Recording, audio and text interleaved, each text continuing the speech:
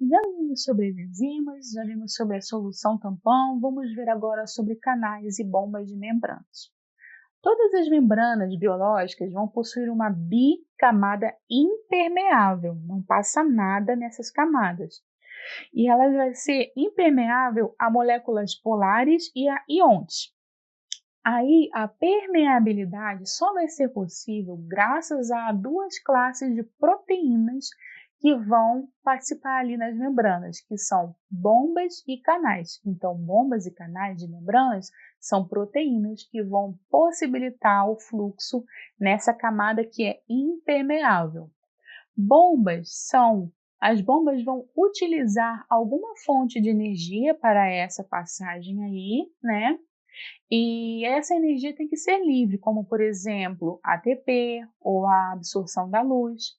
E elas vão ser utilizadas para dar impulso no transporte de moléculas ou de íons que vão se encontrar numa temperatura desfavorável a esse processo de passagem pela membrana. Essa ação é um exemplo clássico de transporte ativo. As bombas, então, vão transformar essa energia livre para outro tipo de energia. Já os canais vão tornar possível que íons fluam de forma rápida entre as membranas. A gente viu que a membrana é impermeável, então o canal vai possibilitar que os íons passem por essa camada impermeável da membrana, contanto que esteja numa temperatura favorável a esse processo. E esse é um clássico exemplo de transporte passivo. Os canais iônicos específicos vão possibilitar que os íons fluam de forma rápida entre a membrana, né, dentro e fora dela, fluindo. E quando nós adicionamos uma voltagem, né, nesse processo de fluidez, esses canais iônicos vão se mostrar muito importantes aos nossos sistemas nervosos, central, nervoso, periférico.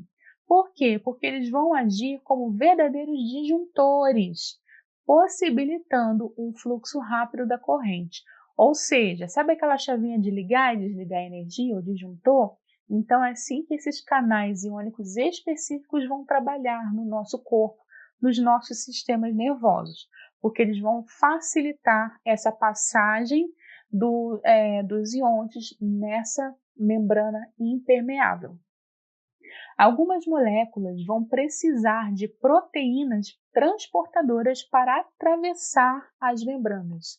Quando, por exemplo, uma molécula é muito polar, ela vai atravessar a membrana através de canais específicos, onde existe uma barreira hidrófoba. E esse mecanismo é conhecido como difusão facilitada, porque a difusão pela membrana se torna facilitada pelo canal formado por proteínas. Outras moléculas que não são tão polares assim vão poder atravessar as membranas porque elas vão se dissolver ali na bicamada lipídica da membrana, como no caso dos hormônios esteroides, que vão ser moléculas lipófilas. Filas vem de filia, afinidade, o contrário de fobia, que é um tipo de aversão, digamos assim. Nesse caso, temos então um exemplo de difusão simples. Temos também uma outra situação que é chamada de gap Olá, peço junction. desculpas por interromper sua aula por um breve momento, mas tenho algo importante e vantajoso para compartilhar com você. Se você está gostando desta aula, tenho uma ótima notícia. Agora você pode levar sua experiência de aprendizado para o próximo nível fazendo sua matrícula em nosso site. Ao se matricular, você terá acesso exclusivo a uma série de benefícios. Primeiro, você pode baixar a apostila completa do curso em PDF, perfeita para acompanhar as aulas e revisar o conteúdo sempre que precisar. Além disso, ao concluir o curso, você terá a oportunidade de adquirir um certificado de conclusão, um grande passo para o seu desenvolvimento profissional e acadêmico. E sabe o que mais? Ao assistir às aulas diretamente em nosso site, você terá uma experiência de aprendizado sem interrupções ou propagandas. Isso significa mais foco e eficiência no seu estudo. Então, não perca essa chance. Clique no link na descrição deste vídeo ou visite nosso site para se matricular agora mesmo. É rápido, fácil e vai transformar a maneira como você aprende. Agora, vamos voltar à aula.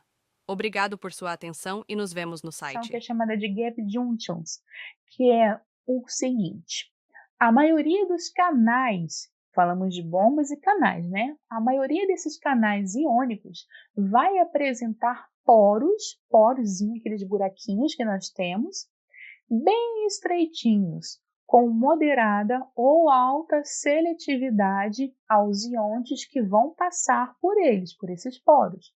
Esses canais vão ficar fechados quando não estão trabalhando, ou seja, quando estão inativos, e quando eles estão ativos, vão ter uma vida muito curta. Por isso, eles vão transmitir sinais nervosos em uma frequência significativa. Existem as gap junctions, que são as junções em fendas. Então, esse é o significado, que é um termo em inglês. Elas são conhecidas como canais de célula para outra célula e vão servir como vias de passagem entre os interiores das células. Essas junções vão se encontrar aglomeradas e vão possuir um orifício central. Elas são todas agrupadas, né, aglomeradas, e dentre elas vai ter um orifício central. Esses canais vão atravessar a fenda, que é chamada de gap, né, dessas células, que vão se encontrar justapostas, por isso esse nome, que são as junções em fendas. Moléculas hidrófilas, filia, afinidade, hidro é água.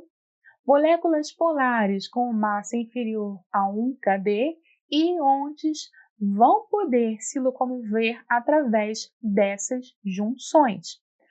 Portanto, íons inorgânicos e metabólitos como nucleotídeos e aminoácidos, por exemplo, vão poder, transitar, se locomover entre os interiores das células unidas por essas junções. Então, nós temos duas células e entre elas existem essas fendas unidas. Então, elas vão possibilitar que aminoácidos, e nucleotídeos, por exemplo, caminhem entre as células por causa desse canalzinho que é formado, certo?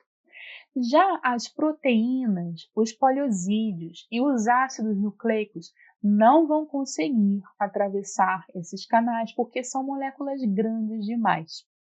Então, essas fendas vão também ser de grande importância nessa situação por causa da nutrição de células que se encontram longe de vasos sanguíneos também. Então, nós temos, por exemplo, uma célula que está longe de um vaso sanguíneo, mas ela precisa ser nutrida. Então, esses canaizinhos, essas gaps, vão trabalhar também para trazer nutrientes para essa célula que está longe de um vaso sanguíneo, mas que precisa receber o sangue, Porque no sangue nós sabemos que existe transporte de oxigênio e de nutrientes.